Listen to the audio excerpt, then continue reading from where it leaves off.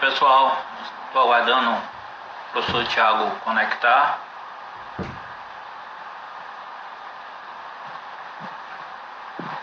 Olá, Jamile, bem-vinda. Obrigado pelo prestígio.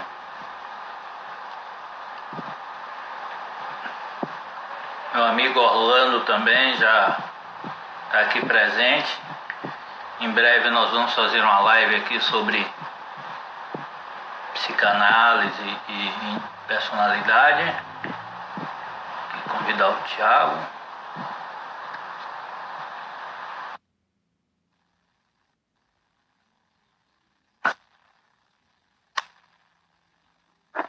Pronto. E aí, Thiago, tudo bem? Pronto. Hoje ele veio com um visual. A gente está concorrendo com uma entrevista exclusiva de Bolsonaro. Cara, então vamos acabar a live, vamos. 19 horas.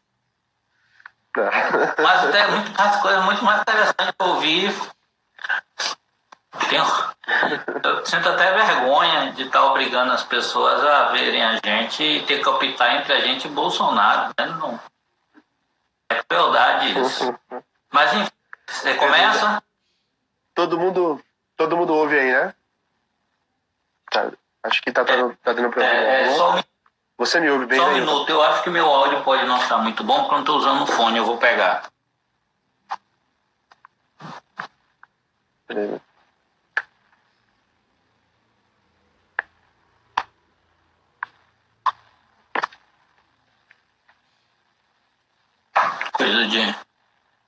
Coisa de blogueiro amador.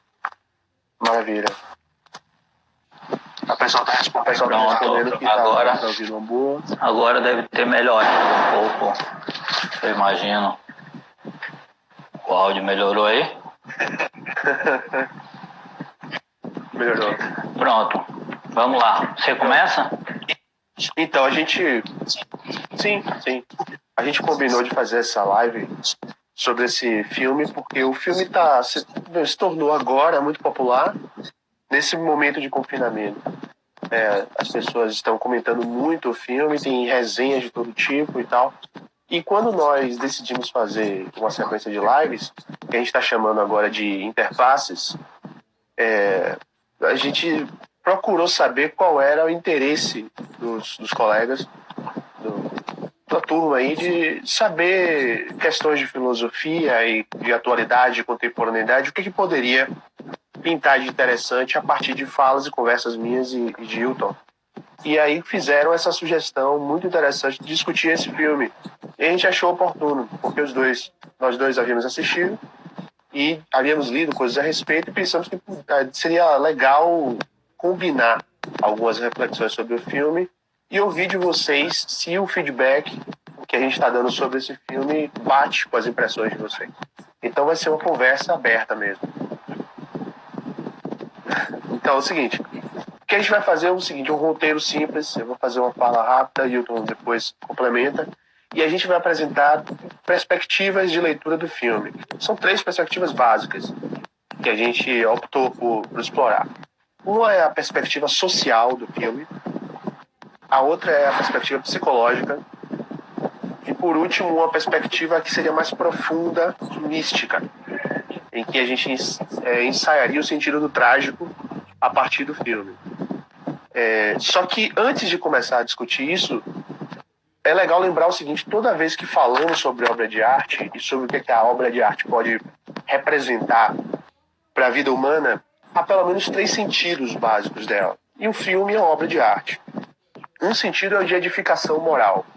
Uma obra de arte pode servir para construir uma espécie de plataforma de moralidade, orientação da conduta, determinação de valores, dizer quem somos nós no mundo. Uma outra maneira de ver a obra de arte é como entretenimento. Ela serve para divertir, serve para produzir fruição. A gente vai à obra de arte porque a gente quer dar risada ou porque quer desenvolver pequenas impressões de cotidiano que fujam do ordenamento do cotidiano. E por último, o que é mais comum às sociedades industriais, A obra de arte passou a servir também a problematização da vida. De modo que ir à obra de arte é você inaugurar determinados questionamentos sobre o seu lugar no mundo. Na literatura, na música, na canção popular, em todas as obras de arte que tem, sobretudo as que têm grande difusão, essas três funções se combinaram. As melhores obras de arte, por exemplo, a de Machado de Assis, a obra de Machado de Assis, combina esses três elementos com muita facilidade. E o que é interessante é a gente tentar verificar como é que um filme como O Poço se situa nesse quadro geral. Mas para isso pode ser legal a gente começar a discutir de que forma a gente pode ler filmes de uma maneira mais ou menos filosófica. E aí vamos ver o que a Kilton pode dizer a esse respeito. Pronto. Então, eu penso que quando um filme ele se propõe a tratar de questões éticas, de questões políticas, como é o caso, ele tem além dos aspectos que o Thiago citou aí, ele tem visto o aspecto da forma, a maneira como o filme é apresentado, não é? A sombra, a paisagem, o cenário. Ele tem também a história, a construção dos personagens, e tudo isso faz parte de elementos formais da obra, mas que vão interferir também no resultado final, né? na mensagem. E há um conteúdo, há um discurso, digamos assim, há uma ideia, há uma proposição, né? Há uma mensagem que poderia ser transmitida de outra forma, poderia ser transmitida através de uma palestra, poderia ser transmitida através de um ensaio filosófico, poderia ser transmitida até de um panfleto, até através de um panfleto. Muito mais, escolheu-se usar o filme para esse propósito. Há filmes que não são redutíveis a panfletos, há filmes que você não consegue reduzir ele a uma mensagem, pelo menos não tão facilmente. Há filmes que, para você poder dizer que ele tem uma mensagem específica, você tem que escrever uma tese de doutorado para poder reduzir ele a uma única tese, né? Filmes como O Fio da Navalha, enfim, eu não vou ficar aqui citando clássicos, né? Mas filmes clássicos ou filmes, digamos assim, que são considerados obra de arte, acima de tudo, o filme arte, ele dificilmente é redutível a uma única mensagem. A uma mensagem de caráter, você diz, não, isso daqui está falando que a sociedade é injusta, isso daqui está dizendo que o ser humano é cruel, isso daqui está dizendo que o amor é lindo. Quando um filme, você identifica facilmente essa mensagem, ele automaticamente, você já pode dizer, ele está menos perto de uma produção literária, de uma produção estética, artística, aí no sentido do estético como o que nos ajuda a nos tornarmos pessoas diferentes, ou do que faz aquilo que Kafka falou, algo que serve como um machado para quebrar o gelo de nossa alma, não é? A produção, a ideia da arte com a qual nós trabalhamos hoje, que se configura no Ocidente, ela começou a se construir lá no século XVIII através do movimento romântico. Então, o movimento romântico consolidou a nossa visão da arte. Isso é ponto pacífico. Havia a doutrina da arte como cópia da realidade, que era dos gregos, não é? Isso foi abandonado, ou seja, a ideia de que a realidade, a forma da realidade, a simetria, né, o cálculo, até matematicamente era possível falar da beleza. Né? Professora Jamile, se estiver ainda nos assistindo, certamente sabe disso. Né? Então haviam até fórmulas matemáticas para apresentar teses sobre a beleza. Isso era na Grécia Antiga. O Ocidente, tal qual ele se constituiu a partir da Revolução do Iluminismo e da Revolução Francesa, ele consumou uma ideia de arte como construção e expressão da subjetividade. A construção da subjetividade porque você não é algo já pronto, você é algo que se constrói, não é? através das experiências que vive. Então, toda vez que você diz algo sobre si mesmo, você também está colocando em si algo que antes não estava lá. Né? Quando você diz eu sou bom, você não apenas está expressando uma bondade que você acha que tem, mas você também está acrescentando sobre o olhar das outras pessoas um elemento que antes elas não estavam vendo. Então, a arte ela tem esse papel que o Thiago falou, de autocriação e também divertimento. Quando se fala em divertimento, a gente já está falando em arte num sentido muito, digamos assim, democrático. A gente, para não ser pedante e exageradamente acadêmico, a gente também dá a essa arte de relaxamento, de distração, de autoesquecimento, né? E aí tocar tambor, plantar bananeira, fazer malabares, tudo contaria como arte, né? Seria um sentido tão amplo de arte que tudo seria arte, nada seria arte.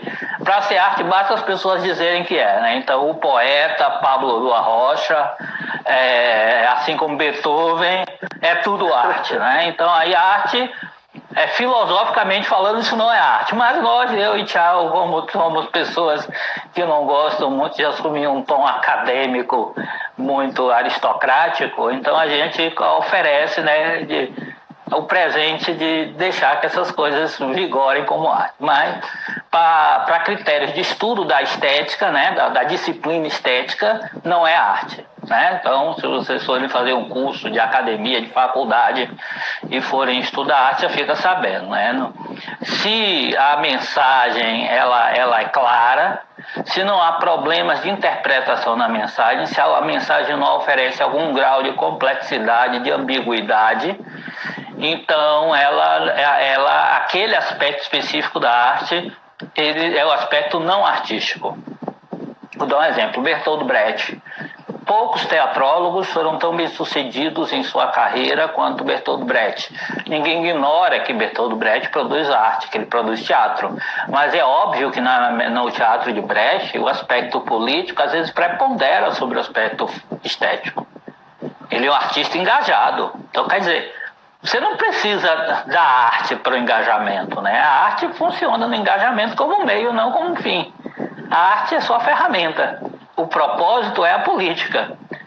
Agora, por outro lado, como o Thiago bem mencionou, temos Chico Buarque, para citar um caso nosso, né? Tem a música Cálice, que tem um propósito político, obviamente, a mensagem tem um tom político, mas você só descobre isso depois de uma refinada reflexão, percepção, recepção dos símbolos, das metáforas, né?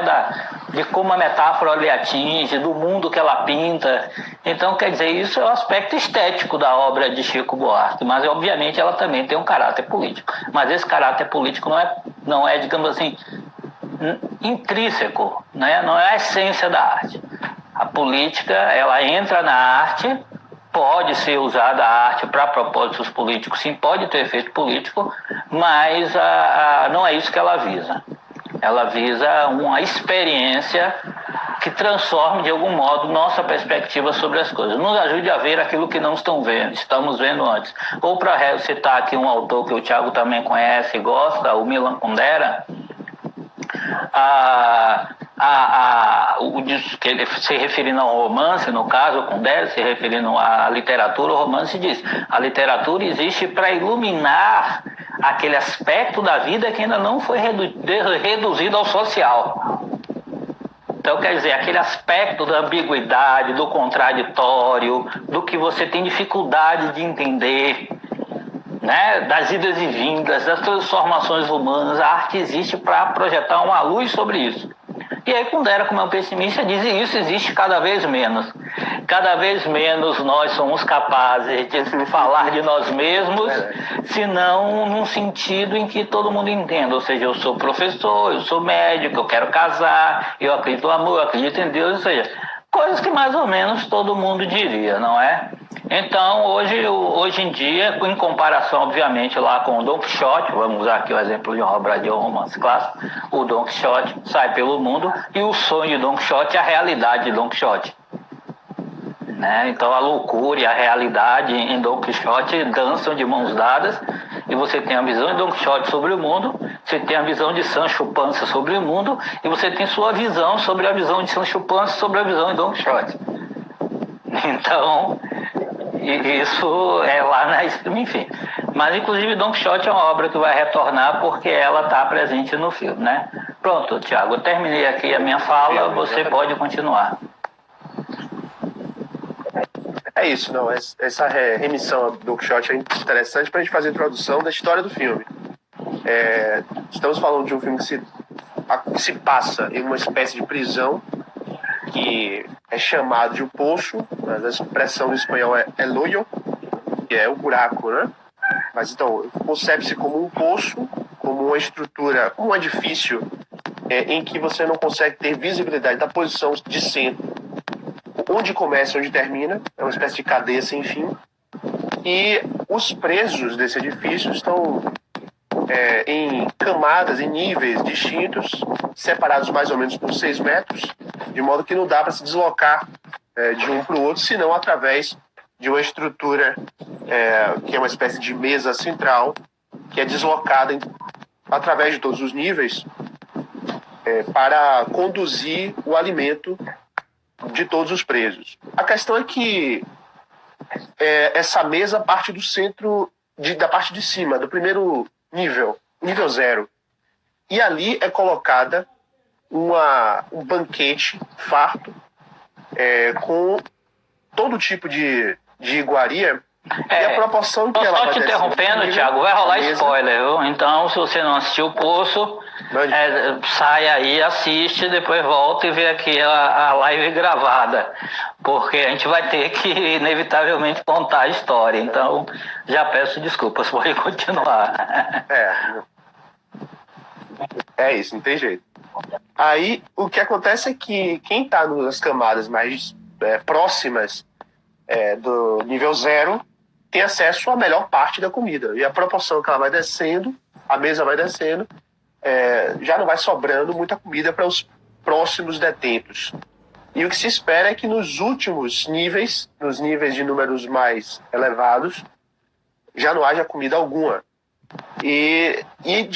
Nesse contexto, nesse cenário, nesse edifício, desperta um personagem, que é o personagem principal, e ele começa a lidar com um personagem de cela, um companheiro, que é um senhor muito mais velho do que ele, e os dois travam uma série de conversas que ajuda a ilustrar, a identificar que o personagem principal, o protagonista, perceba em que mundo ele está, do que se trata. Que são exatamente corresponde à descrição do cenário, descrição do mundo fenomênico em que o personagem vai desenrolar sua trajetória.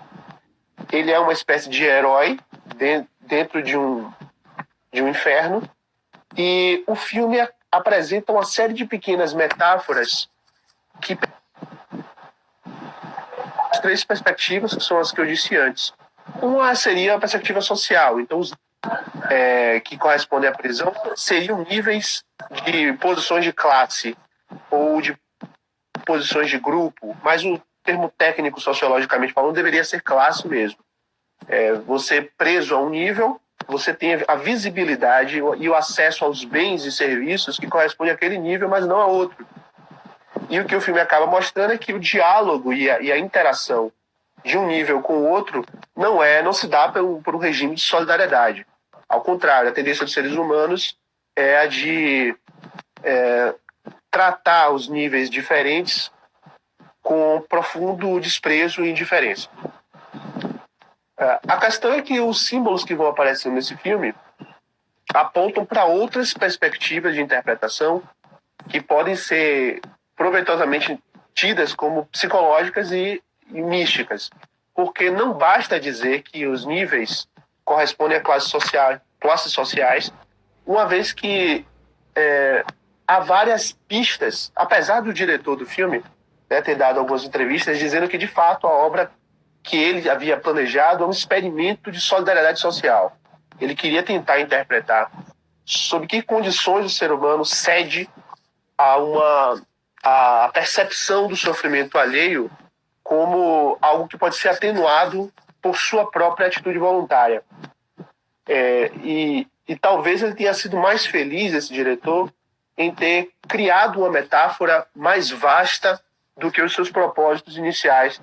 Porque esse experimento que ele trouxe com o filme permite, além de ver esse aspecto social que parece ser o mais pobre, permite ver elementos da perturbação psíquica. O que acontece com o ser humano dentro de uma conjuntura em que ele, confinado, tem de lidar com o maior de seus medos, que é o medo da perda da sua própria identidade corporal, da sua violação corporal, o sacrifício da carne, o medo da fome, o medo de estar vulnerável a um companheiro de ambiente, de cela, que pela fome pode insurgir contra você. Então, esse tipo de exploração também está contido no filme e, de certa forma, escapa à dimensão puramente de divisão de classe que o diretor queria inicialmente projetar. Então, a princípio, são essas pistas que eu vou jogando, depois eu coloco mais algumas. E você, Hilton, vê o que é disso? Bom, de fato, né, a gente assistiu, quer dizer, a gente leu umas 3 entrevistas do autor, era uma peça de teatro, que depois transformou num roteiro para Netflix, e ele realmente fala meio numa perspectiva politicamente falando, né, saindo um pouco do comentário estético, entrando no comentário político, um discurso político até meio ultrapassado, né, assim, meio neutrão, isentão. Não é a sociedade que tem que mudar, não são as estruturas, mas as pessoas têm que ser melhor. A gente frequentemente ouve isso, né? O ser humano tem que se tornar bom para que a sociedade seja boa. Como se os indivíduos fossem átomos e que a sociedade fosse o resultado da soma desses átomos. Se todos os átomos fossem bonzinhos e colaborassem uns com os outros, a gente teria uma sociedade perfeita. Para quem é místico, quem é religioso, esse tipo de abordagem da questão política é razoável.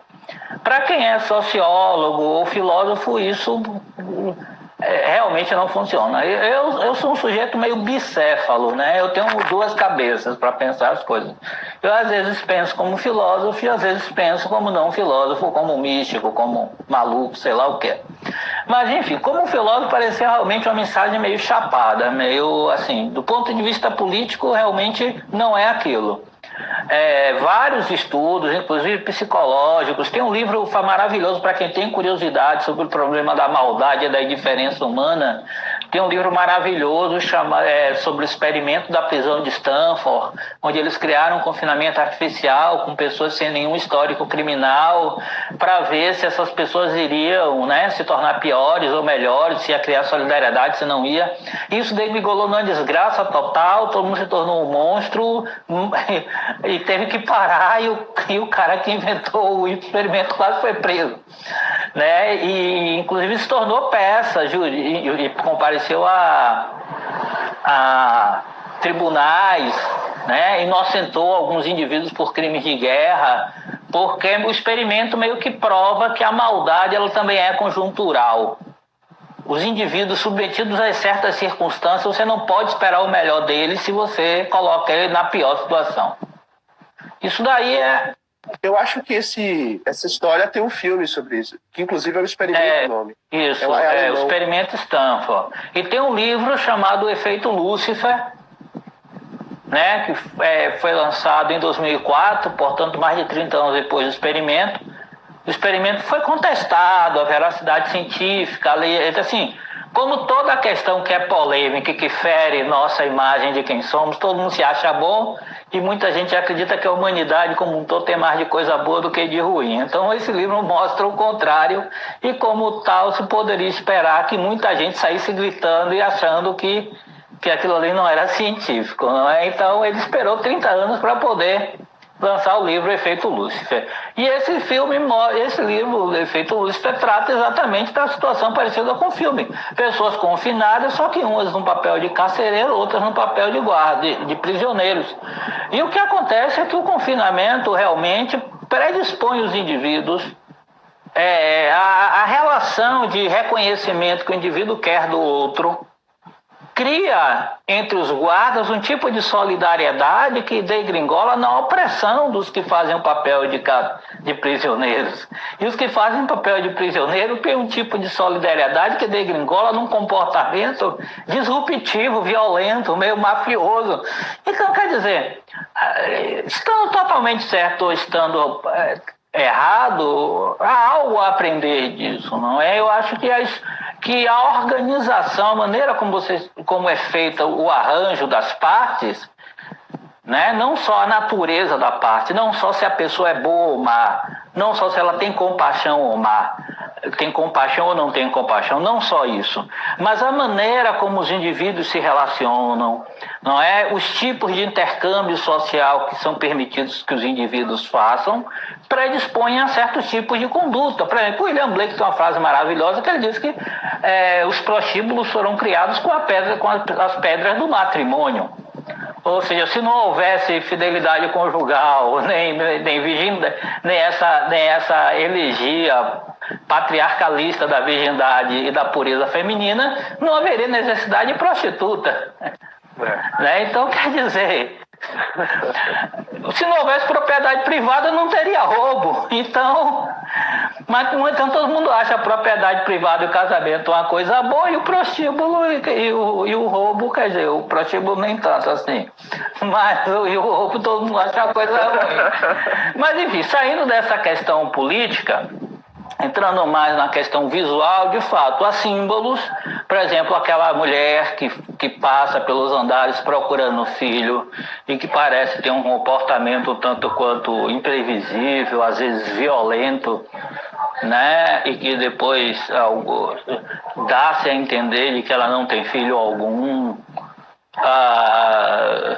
O próprio fato do cara que era companheiro de cela dele ficar retornando no sonho, na visão dele, e sempre com aquele mote, óbvio, que virou até meme, né? Óbvio, né?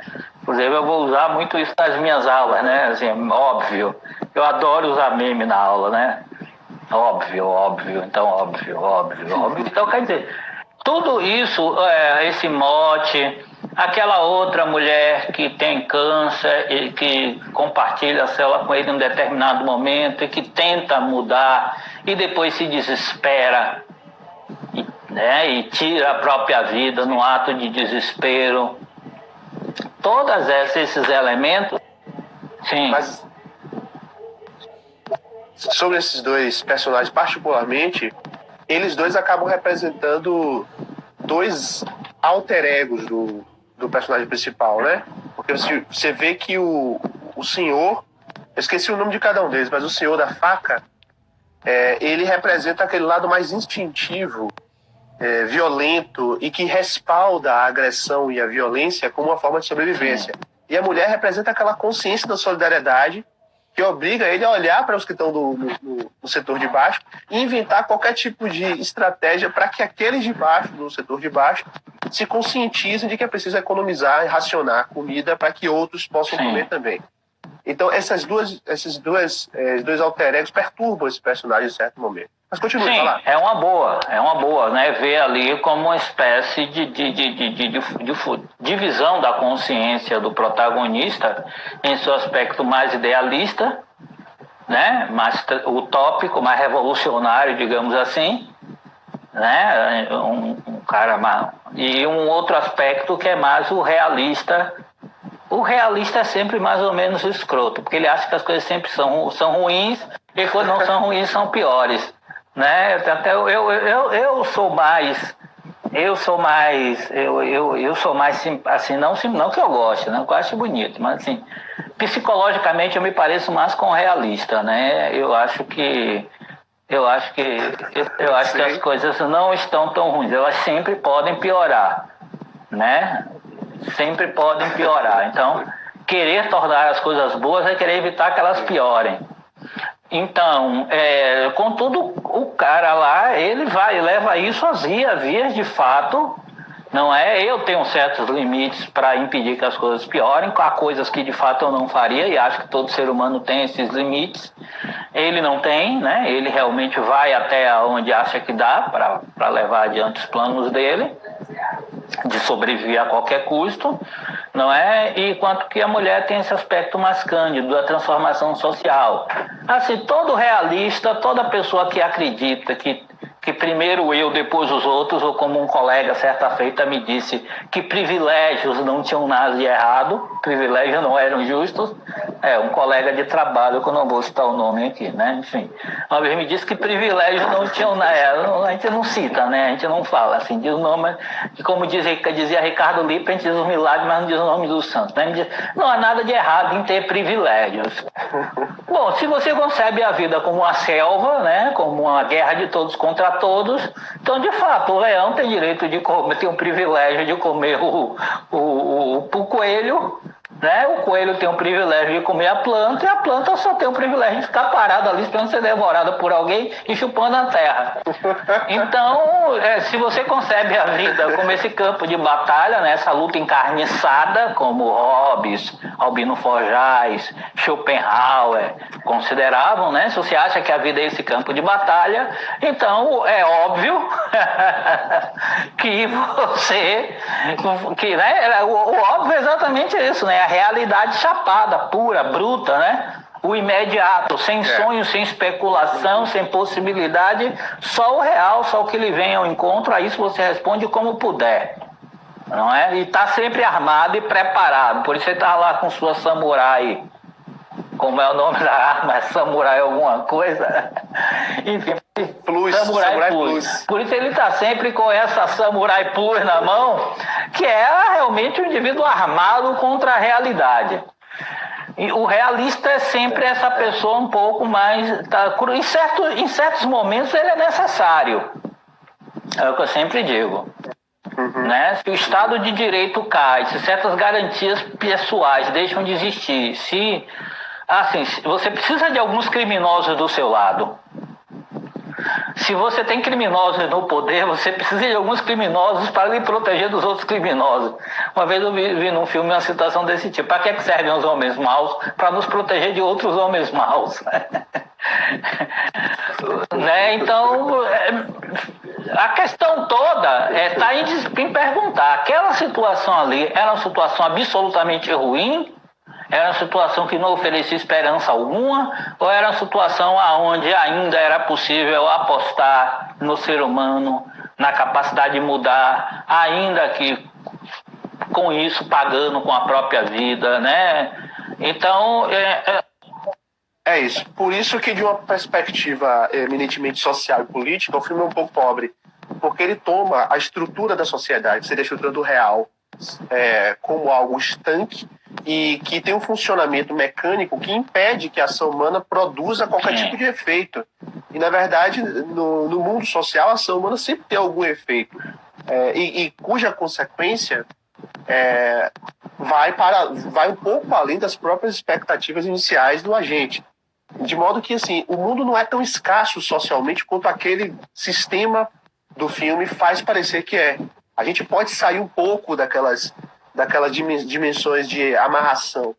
E por essa razão, talvez o filme seja mais interessante de ser tido de uma perspectiva mais psicológica e mística mesmo. Porque dentro da realidade, de um ponto de vista global e místico mesmo, nós estamos encarando o drama de não termos controle sobre as coisas. Isso é um fato que a gente não pode esquecer. Não temos o controle. E tem um outro aspecto também, que se me inquietou desde o começo do filme, que é o seguinte... eles não sabem qual é o critério para sair, para aparecer num lugar melhor ou aparecer num lugar pior. Eles estão lá num lugar bom, daqui a pouco estão num lugar ruim, e essa mudança de lugar, desaparece num lugar, aparece em outro, ninguém se pergunta qual é o critério. Parece que é natural. Então, quer dizer, é um erro de roteiro, no meu entendimento. No meu entendimento, sobre o aspecto psicológico, o absurdo dessa mudança abrupta, sem razão, seria a primeira, até no processo de Kafka, aonde ele também é submetido a situações que são, como o Eduardo falou aqui, aleatórias, ele é submetido a um julgamento, ele é punido. Toda punição aleatória evoca do indivíduo uma investigação do porquê dessa punição. Do porquê ninguém sofre a punição e... Ainda que ele não chegue ao porquê. Sim, ainda que ele não chegue ao porquê, como Kafka Mas não ele chega. vai nesse momento. Não, é o processo da vida humana, é perguntar o porquê. E principalmente quando a vida se apresenta de uma maneira tão cruel. Então, quer dizer, ao fazer isso, ele para mim, na minha percepção, ele esvazia o personagem de sua humanidade, de sua, digamos assim, não é possível eu conseguir me identificar com um indivíduo que voluntariamente entra num lugar, não é? Só para ter tempo de ler um livro, sem saber nada do que acontece lá. Isso já não é razoável, mas vamos seguir.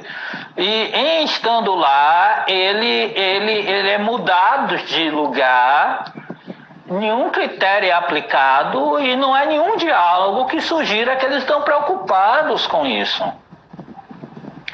A única regra. A única questão é lidar com a situação em que está no momento. Sim. Pela quantidade de meses aqui, ele é imposto, Sim. né? Quer dizer, mas não tem exatamente uma compreensão de por que está ali e sequer um questionamento de por que não poderia estar em outro nível, por exemplo, né? O que é razoável é um limite. É de um ponto de vista psicológico. O ser humano é um ser que busca sentido. Né? O ser humano é um ser que quer saber das coisas, ele é curioso, a gente não entende direito, né? O ser humano é um ser que pergunta, é um ser, né? É o ser para o qual o próprio ser está em questão. Para quem estava sentindo saudade de alguma frase complicada e ininteligível, numa conversa de 12 filósofos, acabei de dar uma. O ser humano é o ser para o qual o próprio ser está em questão. Pronto. 15 anos estudando para aprender a dizer esse tipo de coisa, dessa bobagem. Então, o ser humano, ele pergunta, por que isso, por que aquilo? Ou seja, não é por isso que existem as religiões, é por isso que existe a filosofia, porque a realidade só não basta, né? Por isso que existe a arte, porque a realidade só não basta. Então, ao reduzir, né, a vida daqueles indivíduos a uma aceitação do imediato, por mais absurdo e aleatório que ele pareça, ele retira do indivíduo sua humanidade.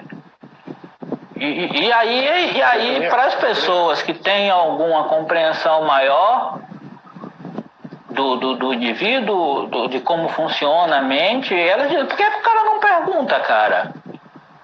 Porque o cara não pergunta o porquê, né? Assim, ou seja, há uma forma de se trabalhar com o absurdo, há uma forma de se colocar o irracional na forma de linguagem poética, de linguagem cinematográfica, não é? Há diversos filmes que trabalham com isso, mas essas formas, elas não podem trair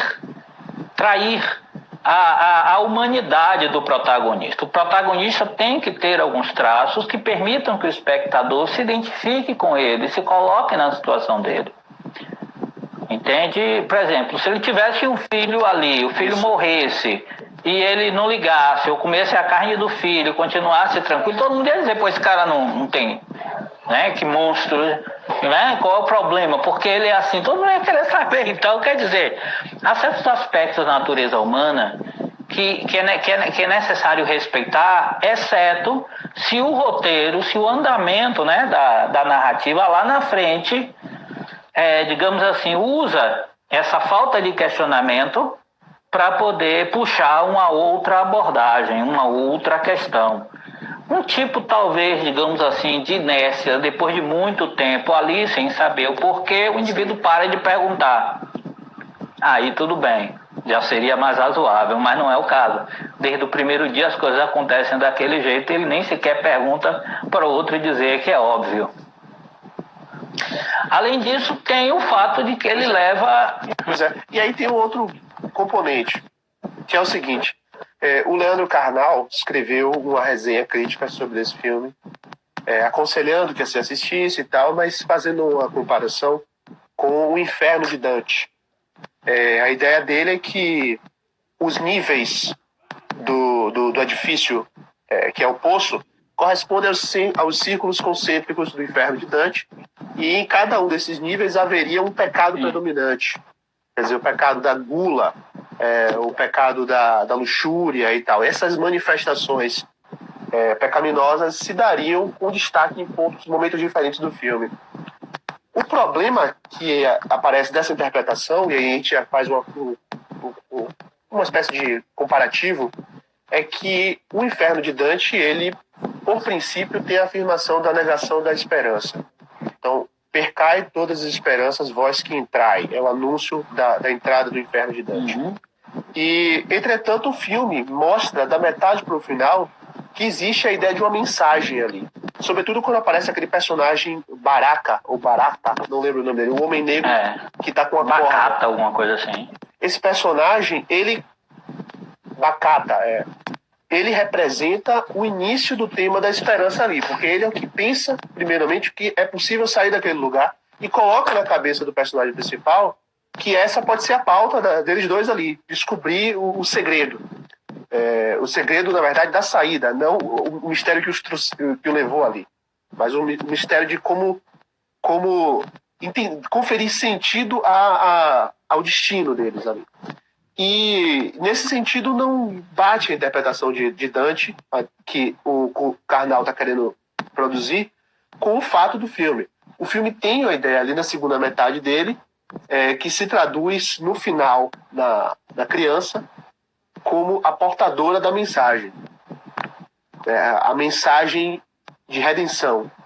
E aí é interessante trazer o Kafka novamente, porque a obra do Kafka, ela não é apenas, pode ser interpretada apenas como uma obra que identifica a relação do homem no mundo contemporâneo de instituições muito amarradas dentro das quais ele está, e em relação a qual ele não tem muito poder. Ela tem que ser interpretada também pelo aspecto místico. E o aspecto místico é esse que mostra o trágico da coisa. Nós não temos controle sobre um destino e um universo em que parece que os outros têm mais do que a gente. O nosso poder de ação, ele é possível, mas ele é limitado dentro de certas circunstâncias em que nos encontramos. E eu digo isso porque no filme a ideia a ideia da esperança, que é o oposto do desespero, ele surge da forma da criança. Ele cristaliza essa ideia de esperança no rosto de uma criança que estava poupada da violência. Como se fosse aquela personagem ali no nível dos mais baixos, a única diante da qual aqueles todos que estavam com a perspectiva animalesca de sobrevivência olhavam e se dobravam. Então o próprio personagem Baraka foi capaz de ceder a ela a mensagem que era o doce. Esqueci até o nome do doce em espanhol. Mas ele cedeu a ela pela fome que ela demonstrava ter. Ele se condoeu ali diante da situação dela, quando ele tinha acabado de matar uma porção de pessoas. Porque ela requeria dele esse tipo de feedback, né? Então é como se o filme abrisse na metade para o final esse aspecto da esperança que não há na obra de Dante. E por essa razão também o filme desconfirma a perspectiva social inicial, porque ele começa a apelar para uma ideia de Messias, uma ideia de salvação, que não tem como ser lida de uma perspectiva de solidariedade social. A não ser que você espere que o Messias seja o Jair. Há também aquela coisa que ele encontra no nível, o mestre, né, um velho sábio, que diz para ele que o importante é a mensagem, né? E a mensagem é para quem está na cozinha. Ele fala, mas para a administração, ele fala, a administração não tem consciência. A administração não tem consciência. Então, quer dizer, a administração é a própria maquinaria, provavelmente, né? Meio cega, que reproduz. Não, isso são duas coisas. Ele fala assim, que a administração e tem os funcionários. Da a administração cozinha não tem consciência, mas é possível persuadir os funcionários. Sim. Então, na cozinha... E aí a ideia de persuadir os funcionários quando você mostra, quando as cenas mostram as imagens da cozinha, você vê um ambiente alegre, colorido, Ou seja, há uma espécie, digamos assim, de indiferença alegre dos cozinheiros em relação ao que se passa lá embaixo, né?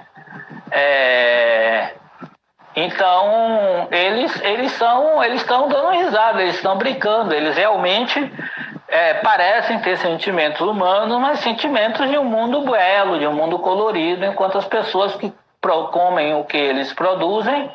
Agora, o que o sábio parece dizer é o seguinte: se a comida retornar intacta, a cozinha lá em cima vai começar a achar que realmente tem alguém errado porque eles não comeram a comida dele, né? Enquanto que o cozinheiro, quando vê tudo vazio, fez todo mundo vazio porque está todo mundo satisfeito, está todo mundo feliz, porque ele não tem consciência do imenso sofrimento que é produzido lá embaixo, né?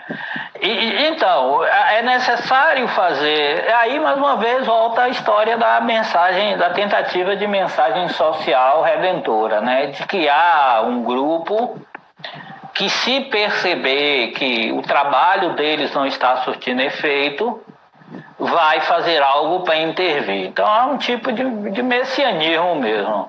Há um tipo de messianismo, né?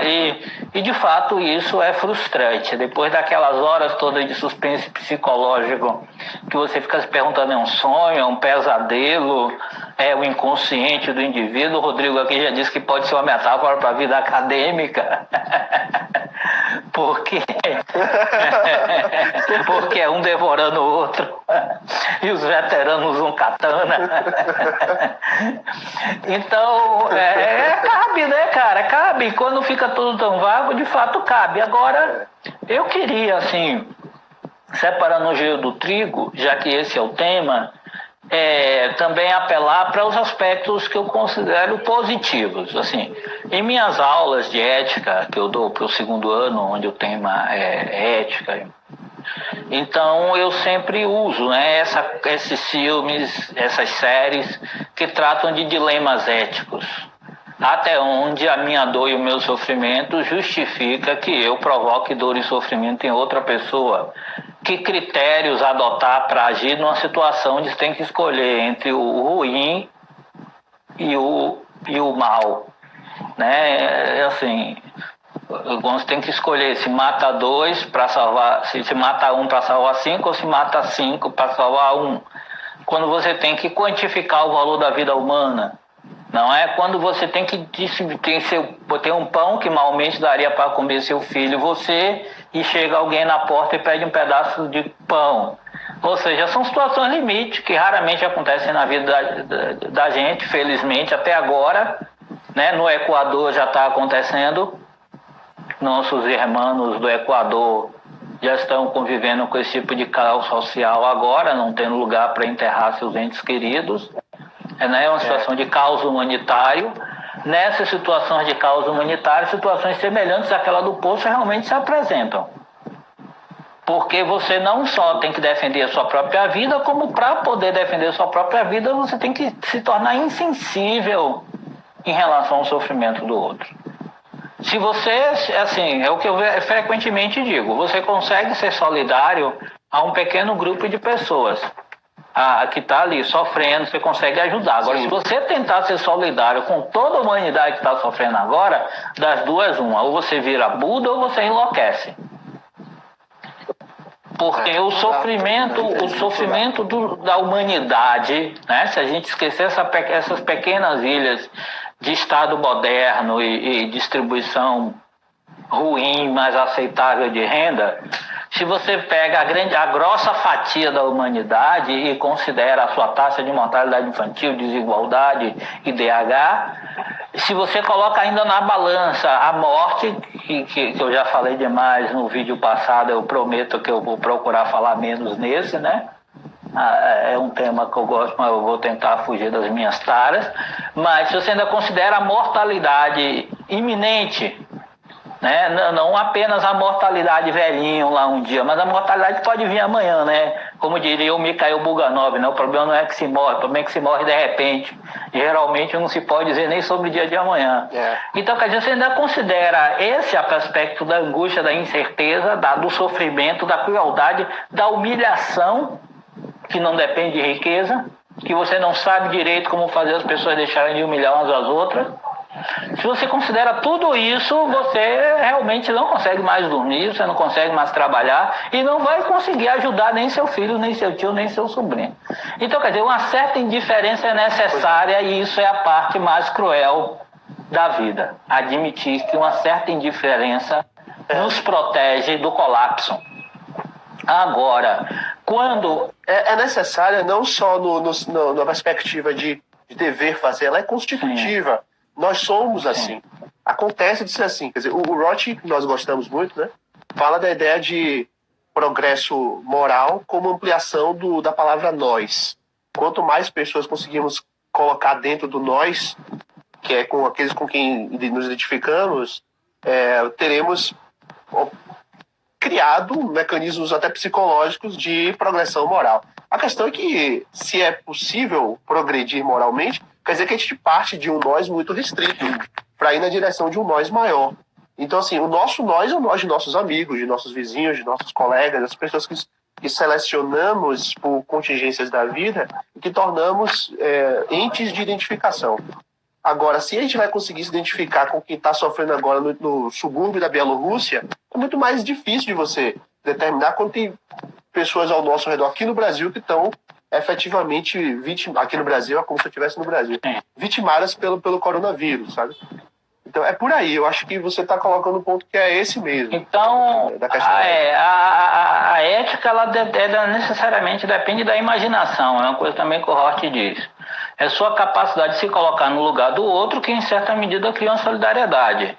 E também no filme o cara apela-se frequentemente para isso. Você já esteve lá, você sabe como é estar aqui. Então, mas o que é que acontece? Como o indivíduo também não tem nenhuma garantia de que E aí também há um ponto bom para tratar, que é o seguinte: as pessoas, quando estão nos lugares melhores, procuram se fartar. É como se caso ele estivesse depois num lugar pior, aquele momento que ele teve no lugar melhor, né, ele ficasse lembrando daquilo e aquilo meio que o alimentasse.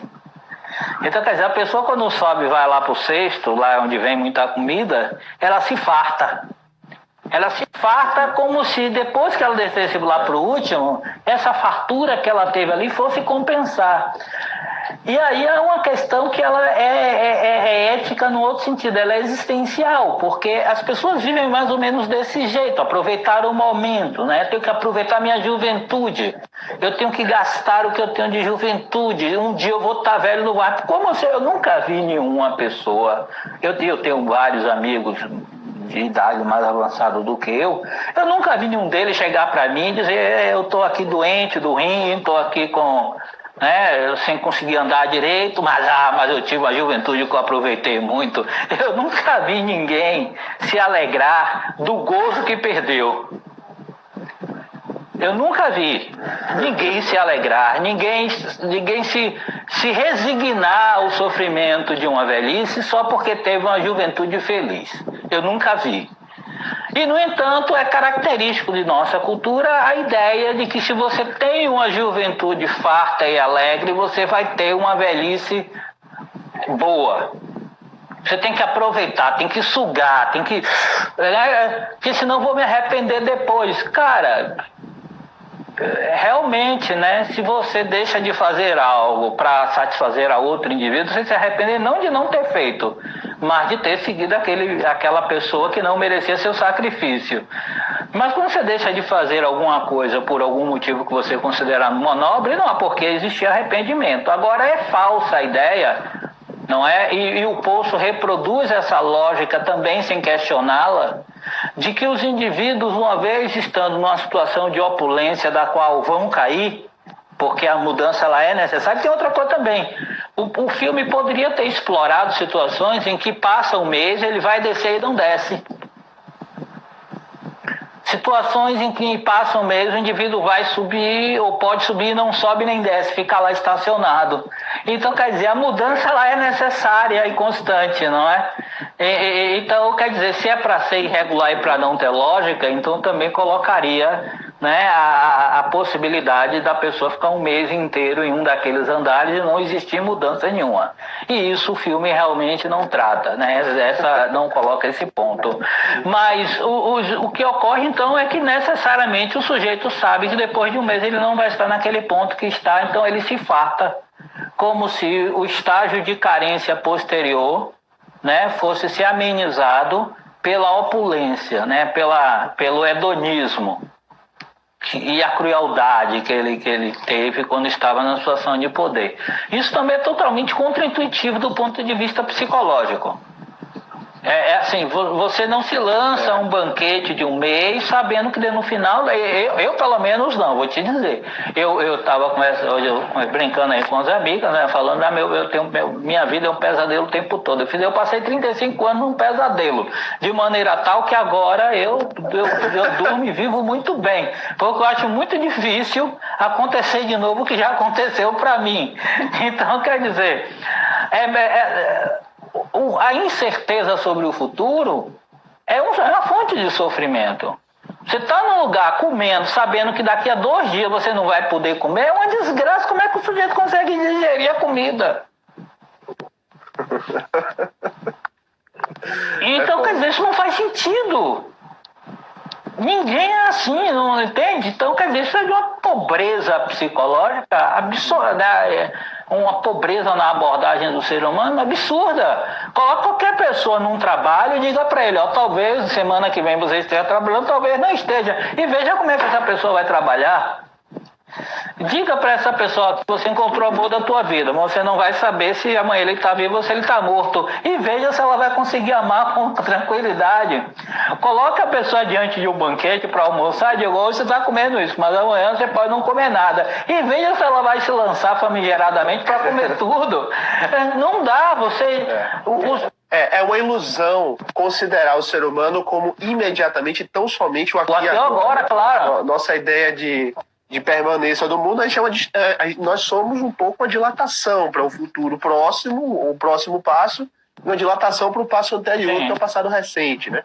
Então, de fato, a gente não tem como ficar tranquilo diante da iminência de perda daquilo que está em nossa disponibilidade. Então, por isso mesmo, a ideia, a premissa do Carpe Diem é até um pouco esquisita, né?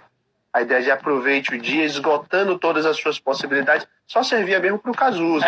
Porque as possibilidades para ele todas eram muito bem dadas, já que ele era um cara rico. Mas na prática não há isso, não há essa vulnerabilidade.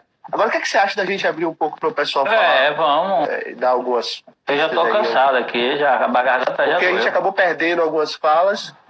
Tenta retomar aí. Aí vamos ver o que o pessoal diz. Tenta retomar aí, eu vou pegar um pouco d'água. Beleza. E aí, gente, vocês podem dizer alguma coisa? A gente acabou perdendo porque há muita informação e o campo de leitura dos comentários, ele passa muito rápido. E aqui, no meu caso, como travou algumas vezes, a minha live acabou travando, eu acabei não conseguindo ver a progressão de muitos outros. Perdi um bocado. Então, se vocês puderem, perguntas que já foram feitas ou comentários, esse é o momento oportuno.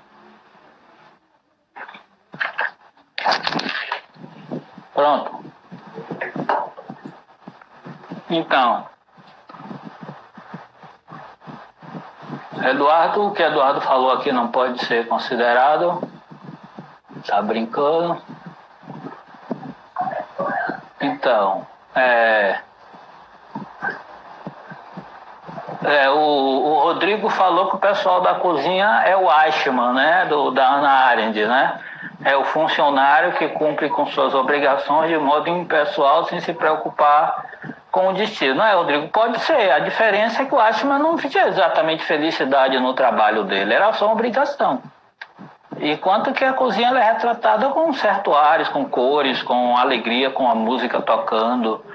Então não é exatamente se fosse algo regido mais ou menos como um escritório, como é o caso, por exemplo, do Kafka, quando chega no trabalho dele, vê aquele monte de mesas de escritório, todo mundo trabalhando mecanicamente.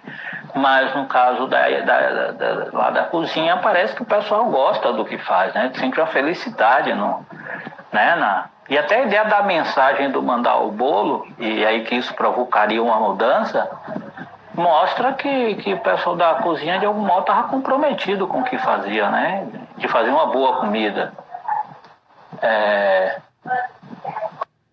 Aqui o Dudu falou aqui, ó, eu fiquei sem entender como a criança seria a mensagem.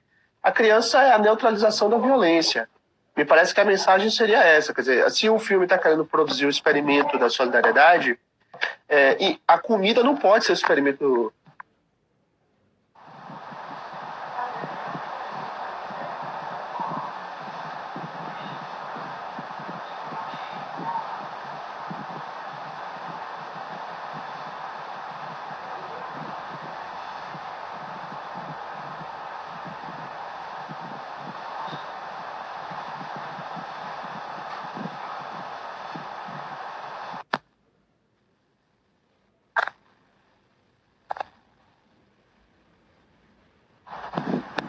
Parece que caiu novamente Então, aquele limite, eu vou né, falar. de live que tem de tempo. Ah, tá. Eu estava com a Sim, você tá impressão que conversando sobre a eu tive criança. várias confirmações de que a internet aqui nos Estados Unidos é muito pior do que aí no Brasil. E a impressão que eu tinha quando eu morava em Valência é que a internet de Valência era melhor que a de Salvador. Então, é um negócio curioso. É a Então, eu primeira tava dizendo vez que eu o seguinte, vejo alguém dizer alguma coisa sobre Valença que é melhor do que nos Estados Unidos. Mas tudo bem, pode continuar. A criança está me parecendo o elemento de dissuasão da violência. Por isso ela seria a mensagem. Porque como o filme quer retratar o tema da solidariedade, enquanto eles não encontravam aquele símbolo que iria eliminar a competição, o conflito e introduzir a solidariedade, eles não teriam encontrado a mensagem de redenção. Somente a criança representaria isso. Me pareceu ser isso. Faz sentido para vocês?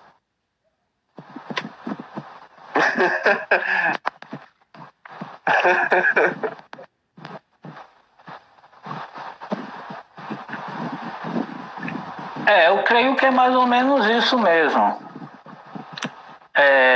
Criança é o futuro, né? Criança digamos assim, essa ideia de que talvez nós estejamos completamente corrompidos, mas cada vez que nasce uma criança, ela é como se a humanidade se desse um restart, né? É também uma visão otimista do ser humano, né? De que cada criança que nasce é como se o ser humano ali pudesse então recomeçar. Tem isso muito no imaginário romântico. E é a única maneira, me parece, de ver dessa forma. E aquelas pessoas que perguntam, a criança é real, a criança é imaginária, acho que o filme inteiro deve ser visto sob o aspecto simbólico. Não tem como tomar aquilo como fatos reais, concretos, porque, como eu já disse, há diversos buracos, né? Então é uma perspectiva forçada mesmo, e o propósito é dar uma mensagem de cunho social. E então o autor não se esforça em construir a narrativa onde cada pedaço se conecte um com o outro, né? Então não é um filme para se perguntar o que é que está acontecendo, é um filme para se perguntar o que é que ele quer dizer, né? Sim, sim. E aí, veja, o João fez uma pergunta aqui sobre o rigor que aparece entre os funcionários e tal. Me parece que os funcionários representam o mecanismo de funcionamento daquela coisa, que é a prisão, né? Então, na condição de mecanismo, eles são parte de uma engrenagem. Eles não têm... É claro que eles são humanos e tem aquele componente que o Hilton identificou como mais humanos do que o próprio chefe, que é a administração, mas eles estão amando de uma administração. E eles não têm consciência do que acontece no edifício, na prisão, e por isso agem como se tivesse apenas a competência de reproduzir o mesmo ciclo social que abastece a prisão, mas sem ser capazes de interferir diretamente nela. É por isso que, em certo momento, aquele idoso, senhor da cadeira de roda, diz que é possível induzir uma mensagem aos funcionários e não à administração. É possível persuadir o modo como os funcionários enxergam o mecanismo, mas não é possível modificar o ponto de vista de quem administra. Sim.